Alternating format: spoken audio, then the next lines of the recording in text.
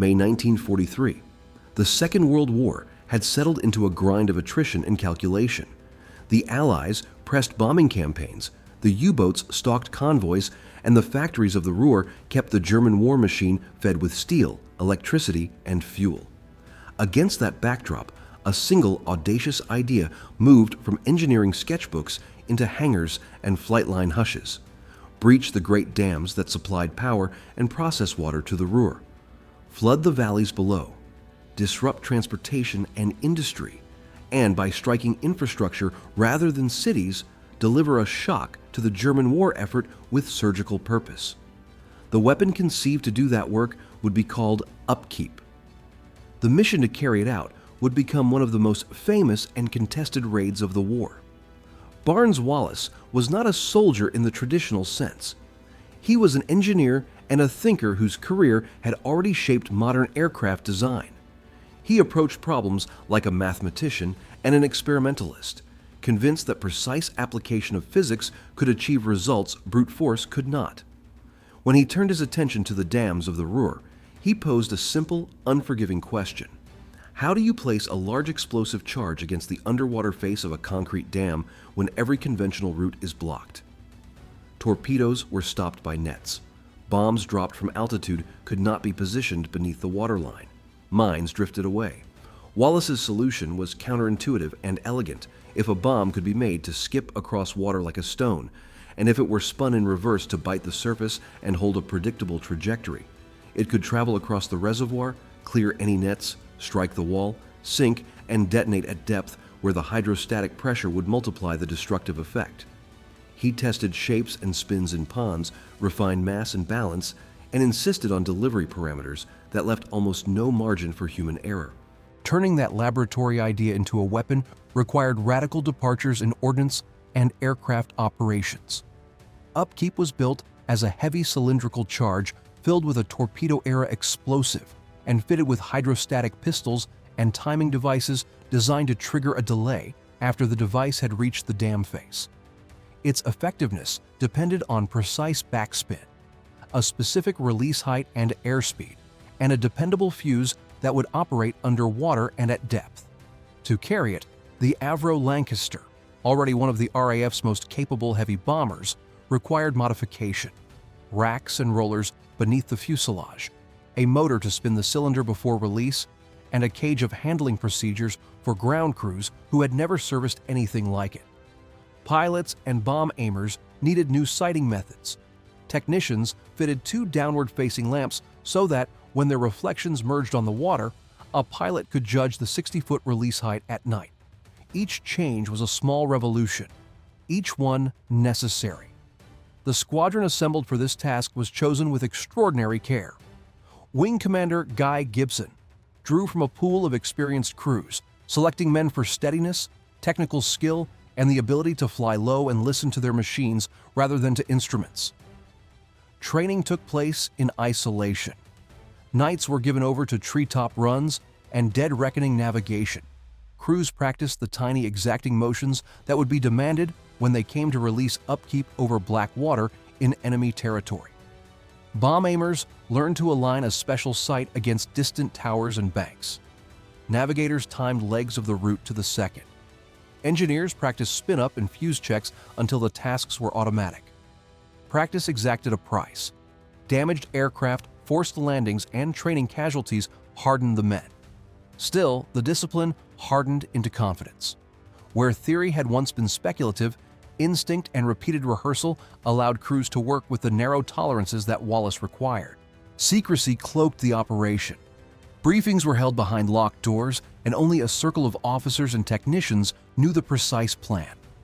Men were instructed to talk of nothing beyond those rooms. Need to know became the tether that prevented leaks and curtailed rumor.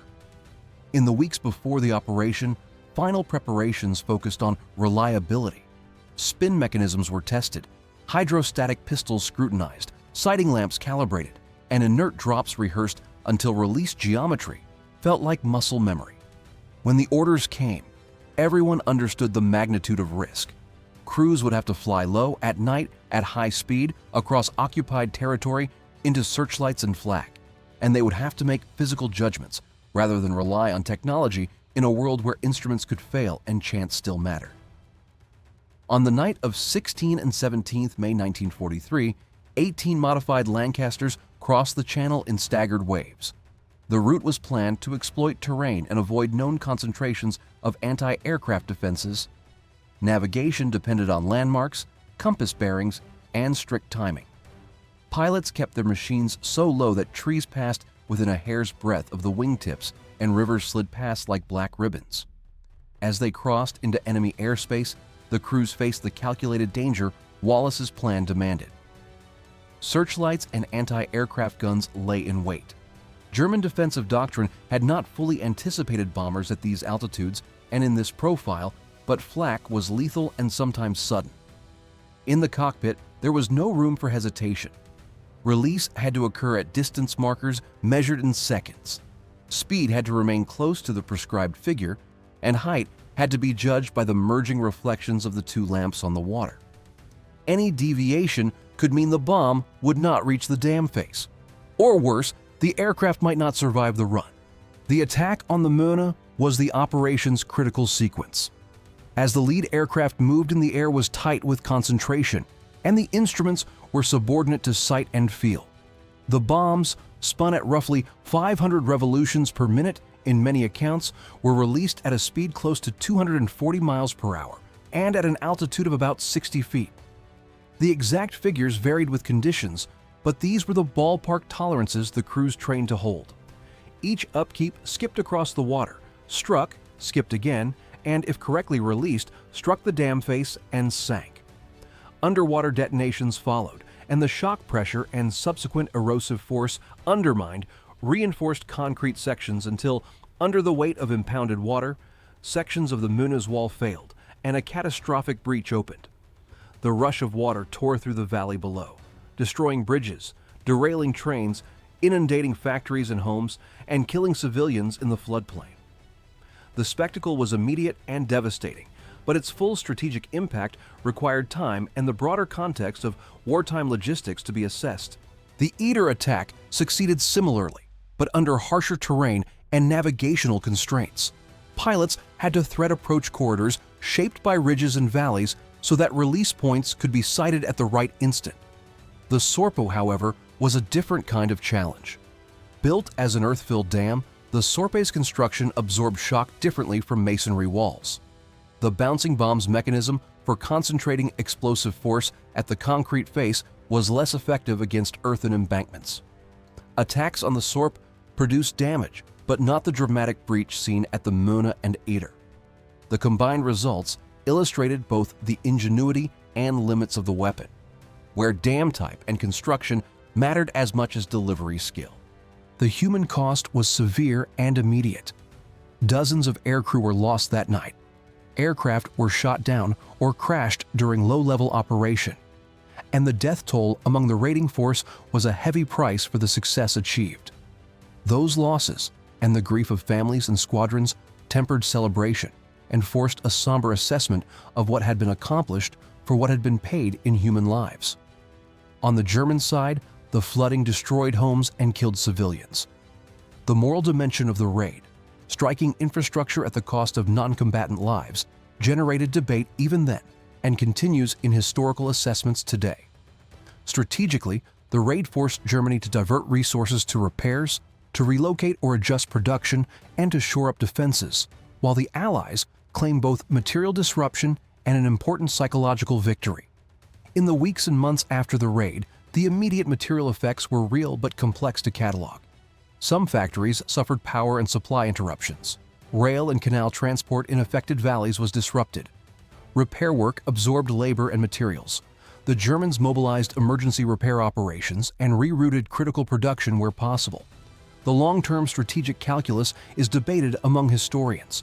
The raid created significant short-term chaos and demonstrated Allied ingenuity, but it did not, by itself, break German industrial capacity.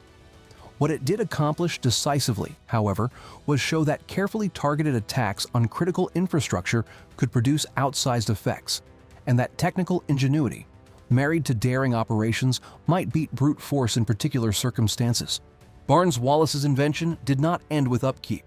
He continued to design, adapt, and propose weapons informed by the physics that had made the bouncing bomb possible, and the ideas he pursued influenced post-war thinking about precision, specialized ordnance, and the role of engineering in modern conflict. For the men of 617 Squadron, the raid became a defining moment in a short and intense chapter.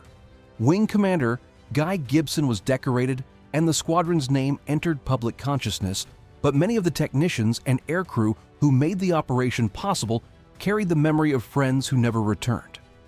The raid became the stuff of books, films, and public memory, its legend shaped by heroism, controversy, and the drama of a single night when ordinary tools were turned to extraordinary ends. The Dambuster story resonates on many levels. It is about courage and cost, about the collision of cleverness and consequence, about the ethics of targeting infrastructure in total war, and about how individual minds, Wallace's engineering stubbornness, Gibson's leadership, the crew's steadiness, combined with institution-level secrecy and discipline to produce a moment of wartime theater that still starts conversations. The technical specifics, the backspin that made a steel cylinder behave like a skipping stone, the hydrostatic pistols that set the timing, the Lancaster modifications that allowed carriage and release, are all part of a larger human narrative in which invention answered a dire strategic need and men accepted mortal risk to execute a plan that stood on the edge of possibility.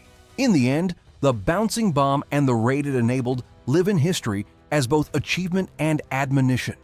Achievement for the precision of engineering and the professionalism of crews who flew into darkness to make theory become reality.